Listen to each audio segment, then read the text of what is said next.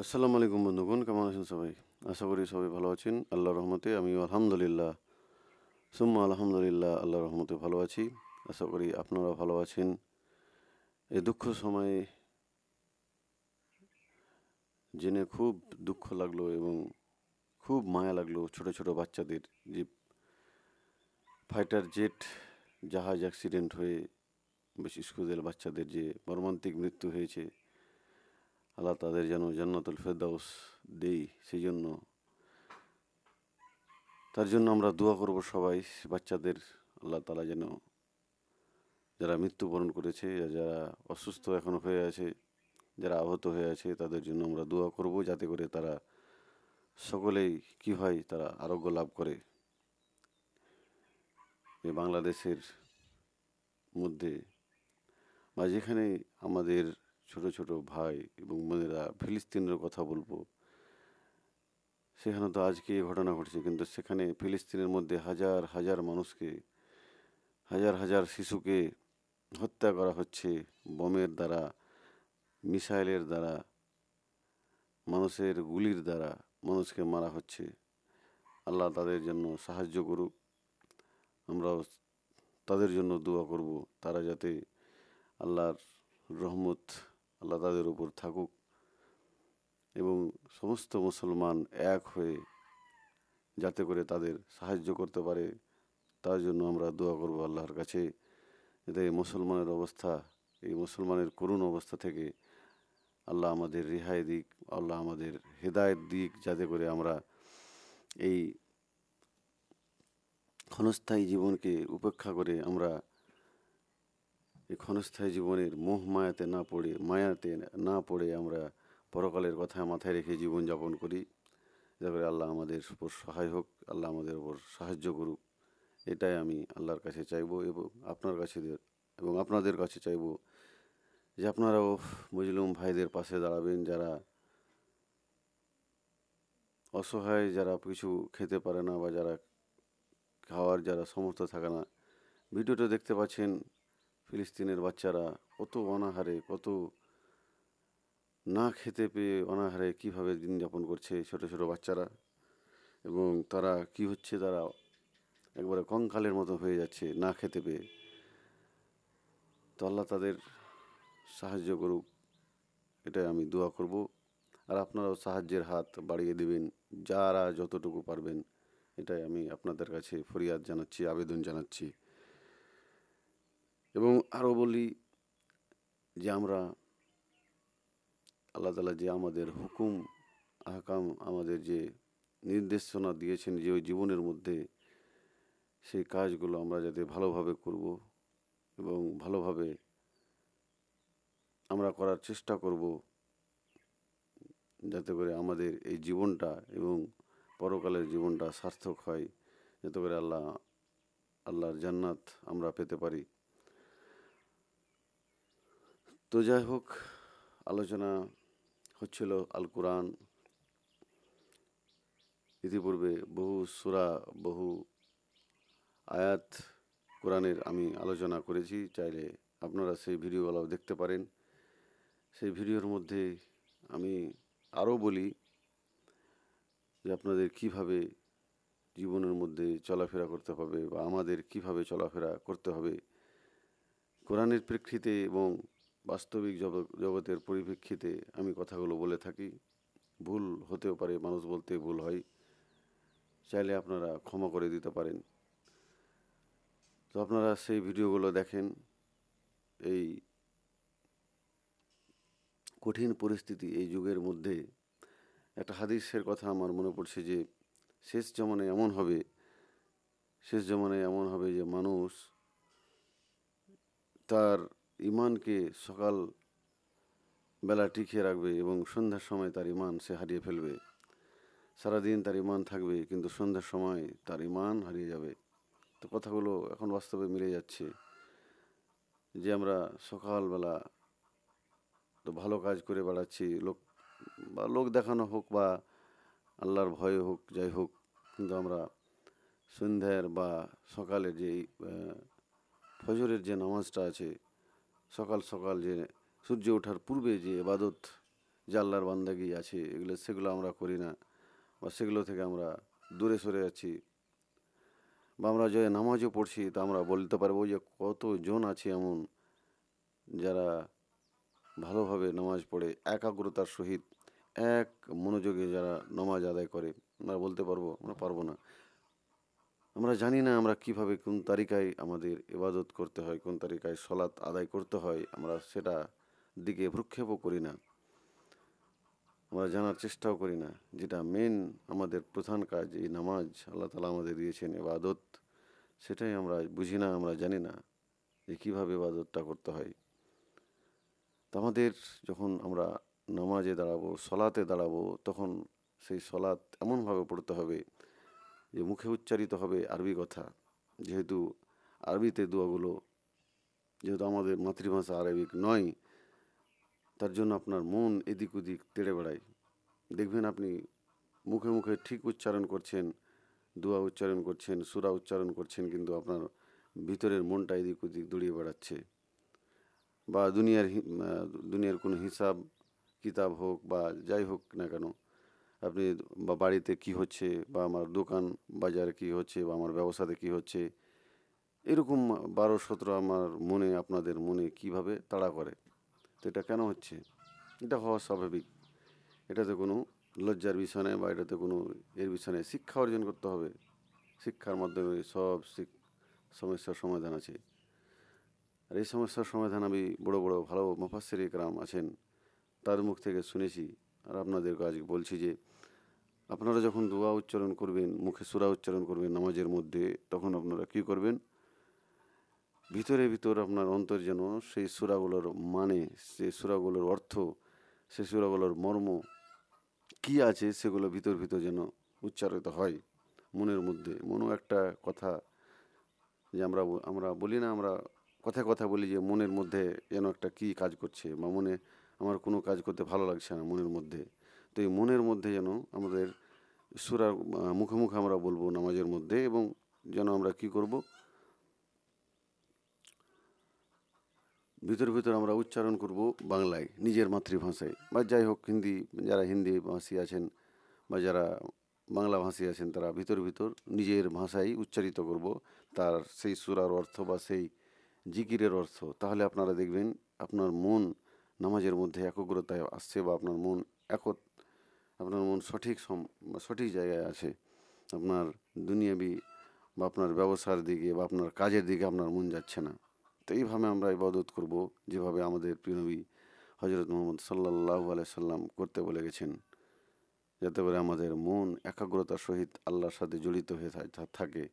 সেই দিকে আমরা বিশেষভাবে ধ্যান দেব, এবং সেইভাবেই ইবাদত করব যেভাবে আল্লাহ তাআলা, যেভাবে আমাদের প্রিয় নবী আমাদের শিখিয়ে গেছেন, সেভাবে এই দুনিয়ার মোহ ত্যাগ করে বা এই দুনিয়ার মায়া মহব্বত থেকে ঊর্ধ্বে উঠে, তাহলে আমরা সফল হব, তাহলে আমরা বিশ্ব শাসন করবো ইনশাআল্লাহ। আল্লাহ যেহেতু ওয়াদা করেছেন, আমরা যদি শরীয়তের মধ্যে ফিরে আসি, আমরা যদি সহি তারিকার মধ্যে ফিরে আসি, আমরা যদি ইসলামকে আঁকড়ে ধরি, তাহলে আল্লাহ আমাদের আবার এই দুনিয়ার মধ্যে রাজত্ব দিবেন। এটাই আল্লাহ ওয়াদা করছেন, আর আমরা কই করছি সেটা। তো আজকে আলোচনা হচ্ছে আত্তাগাবুন, অর্থাৎ মোহ অপসারণ। এর অর্থ হচ্ছে মোহ অপসারণ, আত্তাগাবুত। মোহ বলতে কি বুঝি? মায়া মহব্বত। অপসারণ বলতে হটিয়ে দেওয়া, নিজের থেকে ত্যাগ করা। তাহলে আমরা মোহ অপসারণ কিভাবে করব, বা নিজের মায়া মহব্বত কিভাবে অপসারণ করব, এটাই আল্লাহ তাআলা এই সূরার টাইটেল দিয়েছেন, বা এই সূরার প্রথম টাইটেল আল্লাহ তাআলা দিয়েছেন যে আত্তাকাবুত, মোহ অপসারণ, মায়া মহব্বতকে ত্যাগ করা যাকে বলা হয়, বা নিজের থেকে বের করে দেওয়া। আউযুবিল্লাহি মিনাশ শাইতানির রাজিম, বিসমিল্লাহির রহমানির রহিম। পরম করুণাময় অসীম দয়ালু আল্লাহর নামে শুরু করছি। তো চলেন দেখি আল্লাহ তাআলা কি বলছেন প্রথম আয়াতের মধ্যে, এবং এখান থেকে আমরা কি শিক্ষা নিতে পারবো, এবং সেই শিক্ষাকে আমাদের বাস্তব জীবনে রূপায়িত করতে পারবো, এবং চলাফেরা করতে পারবো এই কোরআনের প্রত্যেকটা আয়াত এবং প্রত্যেকটা কথা বা ঘটনা অনুযায়ী, এবং সেখান থেকে শিক্ষা নিতে পারবো। এটার দিকে আমি বিশেষ জোর দিচ্ছি, আপনারাও বুঝার এবং আমল করার চেষ্টা করবেন ইনশাআল্লাহ।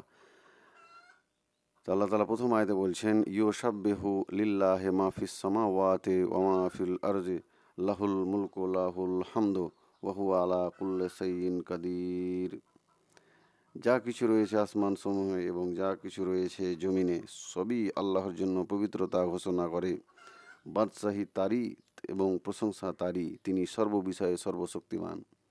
এই পৃথিবীতে যে আমরা যা কিছু দেখছি, গাছপালা থেকে শুরু করে আপনার পোকামাকড়, এমনকি যদি সপ্তম এই যে সমুদ্র আছে, 7টি সমুদ্র, এই সমুদ্রের সবচাইতে গভীরতম খাদ, গভীরতম স্থান হচ্ছে মারিয়ানা ট্রেঞ্চ। ওর মধ্যে একটা যদি পোকাও যদি পাথরের নিচে দেবে থাকে আল্লাহকে ডাকে, তো তারাও উপাসনা করছে। তো আল্লাহ তালার ইবাদত বান্দেগি সেই পোকাটাও, সেই অণুজীবটাও করছে, যাকে আমরা খালি চোখে দেখতে পাই না, তারাও করছে, সবাই করছে। ব্যতীত আমরা মানুষেরা, আমরা অহংকারে, আমরা দুনিয়ার মায়া মহব্বতে পড়ে আছি। তো আল্লাহ বলছেন যে সব কিছু আসমান সমূহে যা আছে, জমিনে যা আছে, সবই আল্লাহর পবিত্রতা, আল্লাহর ইবাদত, আল্লাহর বান্দাগি, আল্লাহর শুকরিয়াতে মেতে থাকে। তা আমরা তারই প্রশংসা করি এবং তাকেই সর্বশক্তিমান ভাবব। তিনি ছাড়া আমাদের আর কেউ নেই যে আমাদের সাহায্য করবে কোনো বিষয়ে। আপনি যে কোনো বিষয়ে সাহায্য প্রার্থনা করবেন, যে কোনো বিষয়ে আপনার সাহায্যের প্রয়োজন, কোনো অসুস্থতা আছেন, তাহলে আপনি কাকে ডাকবেন? এক আল্লাহকে ডাকবেন। কোথাও মাথা নত না করে আপনি এক আল্লাহর কাছে গিয়ে মসজিদের ভিতরে মাথা নত করবেন আর আল্লাহকে ডাকবেন। এটাই আল্লাহ এখানে এই আয়াতের মধ্যে বলছেন যে, অর্থাৎ আসমান ও জমিনে বিদ্যমান সকল সৃষ্টিগুলো মহান আল্লাহর পবিত্রতা ঘোষণা করে। অবস্থার ভাষায় ও মুখের ভাষাতেও এই কথা পূর্বে উল্লেখিত হয়েছে, অর্থাৎ এই উভয় বৈশিষ্ট্যই কেবল তারই জন্য।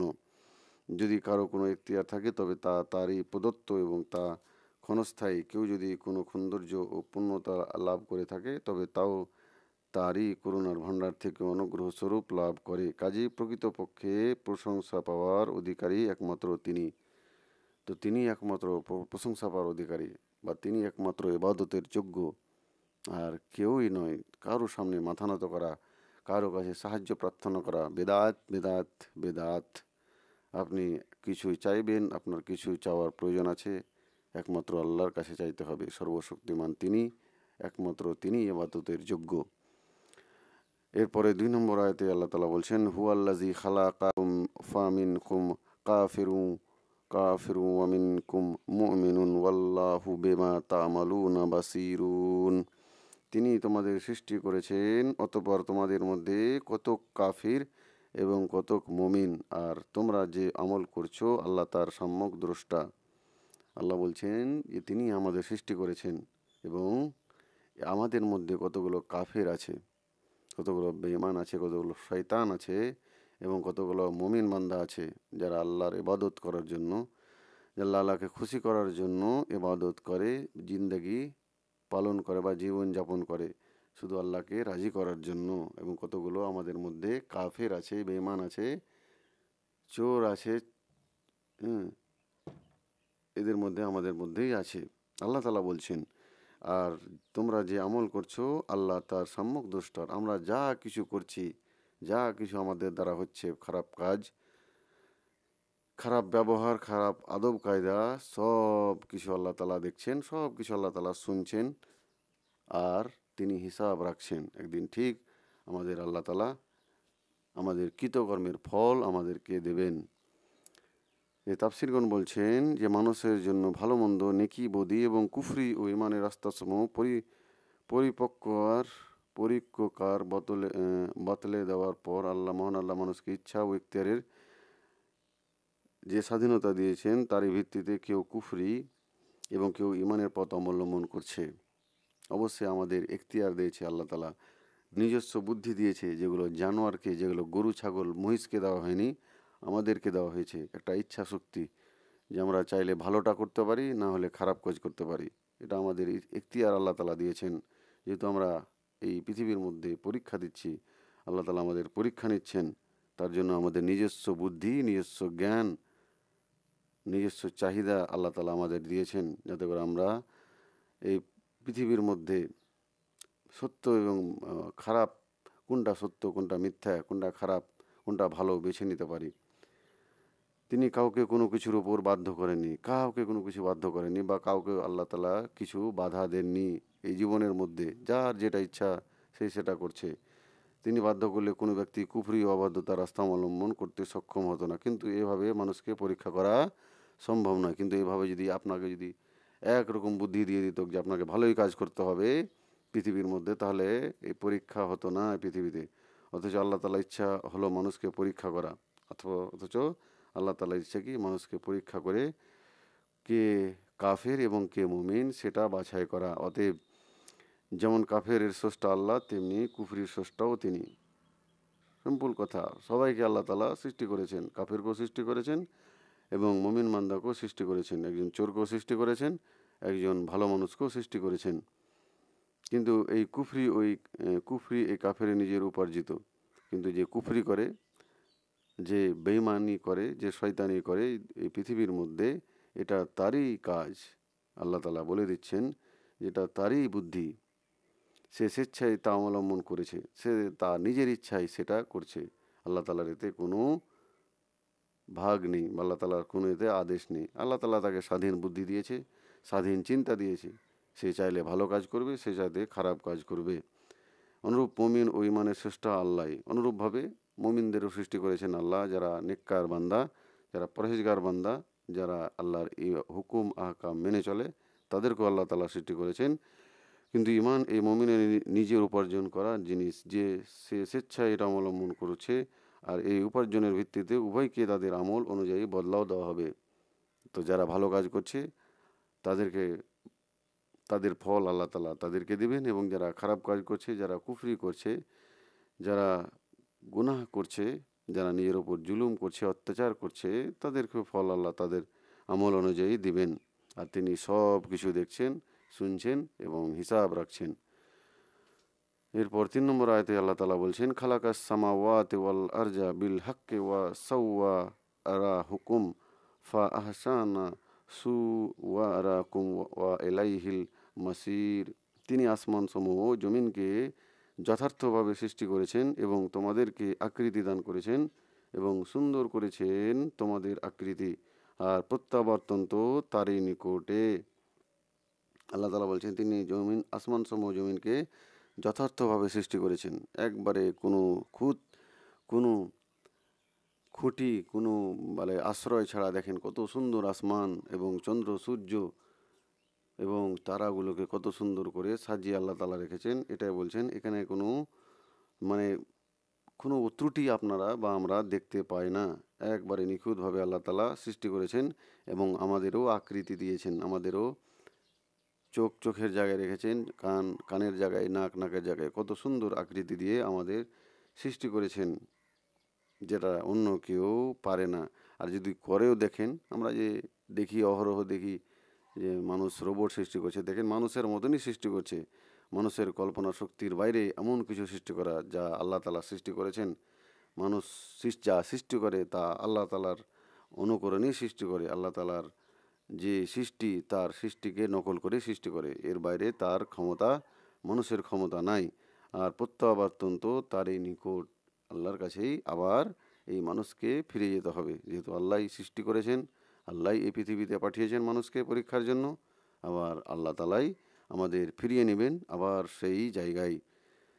এটাই আল্লাহ তাআলা এখানে বলছেন। অর্থাৎ তিনি অযথা সৃষ্টি করেননি এবং এর সৃষ্টির পিছনে ন্যায়পরায়ণতা ও যুক্তি আছে। আর তার দাবি হলো নেককারকে তার নেকির এবং বদকারকে তার বদির বদলা দেওয়া হোক। সুতরাং তিনি এই ন্যায়পরায়ণতার দাবির পরিপূর্ণ প্রকাশ ঘটাবেন কিয়ামতের দিন। যেই যা আমল করবে, যেটা কাজ করবে, আপনি খারাপ কাজ করছেন, আপনার খারাপ কাজের প্রতিদান আপনাকে দেওয়া হবে, এবং ভালো কাজ করছেন, সেই ভালো কাজের পরিণাম আপনাকে সেই একদিন আল্লাহ তাআলা নির্ধারণ করেছেন। সেই দিন হচ্ছে কিয়ামতের বা হাসরের ময়দান। যে আখেরাতের দিন, সেই দিন আপনাদের বা আমাদের প্রত্যেককে আপনাদের হিসাব আল্লাহ তাআলা দেখিয়ে দিবেন বা দিয়ে দিবেন। তোমাদের আকৃতি, শারীরিক গঠন এবং চেহারার আকৃতি এত সুন্দর বানিয়েছেন যে আল্লাহর জন্য সৃষ্টিকুল এ থেকে বঞ্চিত। যেমন সূরা ইনফিকার। অন্য কারো কাছে নয় যে আল্লাহ পাকড়াও হিসাব নিকাশ হতে বেঁচে যাবে। আল্লাহ তালা আমাদেরই দিয়েছেন, এই মানুষ জাতিকেই আল্লাহ তালা এত সুন্দর বুদ্ধি, এত সুন্দর চেহারা, এত সুন্দর মন দেওয়া সত্ত্বেও আমরা এই মনকে, এই সুন্দরতা পেয়ে, এই বুদ্ধি পেয়ে আমরা নিজের এই দানকে, আমরা এই নিয়ামতকে আমরা কি কাজে ব্যবহার করছি?